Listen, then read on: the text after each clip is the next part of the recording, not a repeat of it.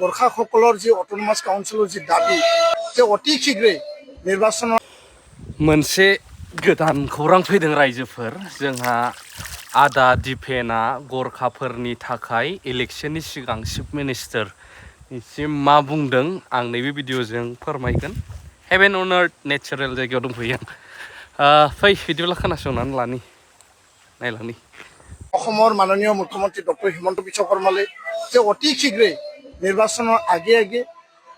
গোৰখাসকলৰ যি অটোনমাস কাউন্সিলৰ যি দাবী সেইটো ন্যায্যতা সহকাৰে তেখেতসকলক প্ৰদান কৰক সেইটোৱে মোৰ দাবী জনাইছোঁ। গোৰখাসকলৰ যি এটা দীঘলীয়া বৰ্ণিল যি ইতিহাস আৰু আকচুৰ যি ৫০টা বছৰ জাতিটোৰ প্ৰতি যি এটা ত্যাগ নিষ্ঠা সহকাৰে যি এটা পৰিশ্ৰম জাতিৰ প্ৰতিটো পলত জাতিটো আগুৱাই নিবৰ কাৰণে শিক্ষা অৰ্থনৈতিক সামাজিক আৰু আত্মপৰিচয়ৰ লগতে সাংবিধানিক আৰু ৰাজনৈতিক অধিকাৰৰ কাৰণে যিখিনি সংগ্ৰামত বৰ্তমানলৈকে আছে সেইটো আমাৰ অসমখনৰ বসবাস কৰা প্ৰতিটো জনগোষ্ঠীয়ে এইটো সদায় শলাগ ল'ব লাগে আৰু এই মঞ্চৰ পৰা মই আহ্বান জনাব বিচাৰিছোঁ বৰ্তমানলৈকে গোৰ্খা জনগোষ্ঠীৰ যিখিনি সমস্যা ডি ভোটাৰৰ সমস্যা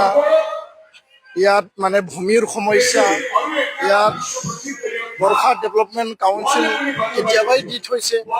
যদি মৰাণ নাটক আৰু ইয়াত কমতাপুৰ অটোনমাস কাউন্সিল যদি দিব পাৰে গোৰ্খাসকলৰ যি অটোনমাস স্বায়ত্তশাসনৰ যি দাবী সেই দাবীটো এতিয়ালৈকে কিয় পূৰণ কৰা নাই মই এই মঞ্চৰ পৰা দাবী জনাব বিচাৰিছোঁ আহ্বান জনাব বিচাৰিছোঁ অসমৰ মাননীয় মুখ্যমন্ত্ৰী ডক্টৰ হিমন্ত বিশ্ব শৰ্মালৈ যে অতি শীঘ্ৰে নিৰ্বাচনৰ আগে আগে গোৰ্খাসকলৰ যি অটোনমাস কাউন্সিলৰ যি দাবী সেইটো ন্যায্যতা সহকাৰে তেখেতসকলক প্ৰদান কৰক সেইটোৱে মোৰ দাবী জনাইছোঁ আৰু গোৰ্খাসকলৰ যি এটা অসমখনৰ চাৰিওসীমাৰ প্ৰতিটো সময়ত তেওঁলোকে অসমৰ বায়ু বতাহৰ লগত মিলি পেলাই এই বৰ অসমৰ যি এটা চিন্তা আৰু জাতিটো আগুৱাই নিয়াৰ ক্ষেত্ৰত সকলোৰ লগত এটা ভাতৃত্ববোধ এটা সমন্বয় আৰু এপচু আৰু আকচুৰ যি এটা ইতিহাস বড়ো আন্দোলনৰ যি এটা ত্যাগ আৰু বৰ্তমানলৈকে আছে এই আপচু আৰু আকচুৰ এই সমন্বয় এই সমমৰ্যাদা সদায় থাকিব মই সেইটোৱে বিশ্বাস কৰিছোঁ ৫০টা বছৰ আমি একেলগে আহিলোঁ আগন্তুক ৫০ বছৰ ১০০ বছৰলৈকে আমি একেলগে যাম আৰু ভৱিষ্যতে একেলগে কাম কৰি যাম মই এই কথাকে প্ৰকাশ কৰিছোঁ কি ক'ব নাই সকলো জনগোষ্ঠীৰ যিখিনি দাবী এই দাবীসমূহ চৰকাৰে আলাপ আলোচনাৰ মাজেদি কোনটো নিয়মৰ মাজেদি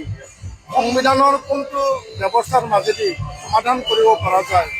আৰু এই দাবীটো প্ৰতি চৰকাৰে আলাপ আলোচনা কৰিব লাগে আৰু এমিকেবল এটা চলিউশ্যন তেতিয়াহে ওলাব যেতিয়া চৰকাৰে আগবাঢ়ি আহিব কাৰণ সকলো জাতি জনগোষ্ঠীয়ে নিজৰ অধিকাৰৰ কাৰণে সংগ্ৰাম কৰে আৰু সংগঠনে জাতিটোৰ এই অধিকাৰৰ কাৰণে সদায় মাত মাতে তো ইয়াৰ কাৰণে আলোচনাৰ মাজেদি যিসমূহ দাবী আছে যিখিনি সমস্যা আছে সেই সমস্যাসমূহ ভাৰত চৰকাৰে হওক অসম চৰকাৰে হওক আলোচনা কৰি সমাধান কৰিব লাগে বুলি মই এইটোৱে কৈছোঁ এইটোকে কৈছোঁ অসমত বিভিন্ন জাতি জনগোষ্ঠী জনজাতি লোকসকলে হওক খিলঞ্জীয়া লোকসকলে হওক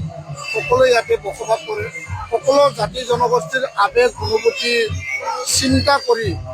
সংবিধানত থকা গণতান্ত্ৰিক পন্থাৰে ৰাজনৈতিক আৰু সাংবিধানিক অধিকাৰ কাক কেনেকৈ দিব পৰা যায় কেনেকৈ সমাধান কৰিব পৰা যায় তাৰ কাৰণে দৃষ্টি ৰাখি